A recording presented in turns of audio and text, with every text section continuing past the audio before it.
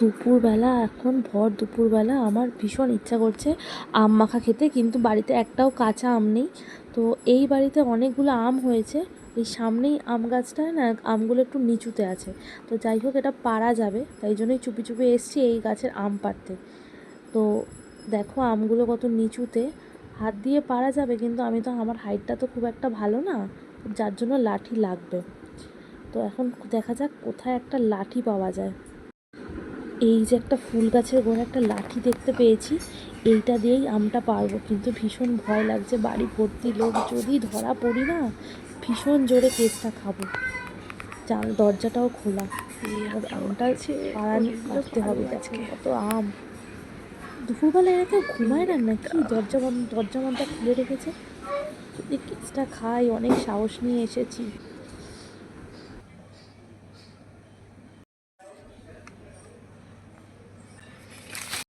এই কে রে, কে রে আম পাচ্ছিস? এই কে দে দে।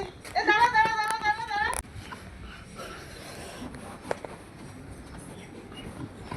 তোর মাকে বলবো। যাই হোক, কেস তো খেয়ে গেলাম, বলছে মাকে বলবে। যাই হোক, মাকেই এই আম মাখাটা করে খাওয়াবো। এখন আম মাখার প্রস্তুতি চলছে।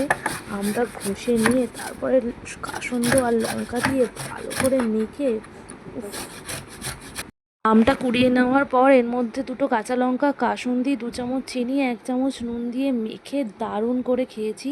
আর ভাবছি যখন কেসটা খাবো তখন কি হবে। কিন্তু যাই বলো, ঘর থেকে আম নিয়ে খাওয়া আর এরকম চুরি করে আম খাওয়ার মধ্যে মজাই আলাদা। তোমরা কে কে এরকম চুরি করে আম খেয়েছো আমাদের কমেন্ট করে জানিও। ফার্স্টেই এটা মাকে টেস্ট করাবো, কারণ মারটা তো খাবো, আগে একটু মাকে খাইয়ে নিই, তারপর মারটা নয় খাওয়া যাবে, নালিশ তো আসবেই। যাই হোক, মা দেখো, এটা টেস্ট করে দেখো তোমার কেমন লাগছে।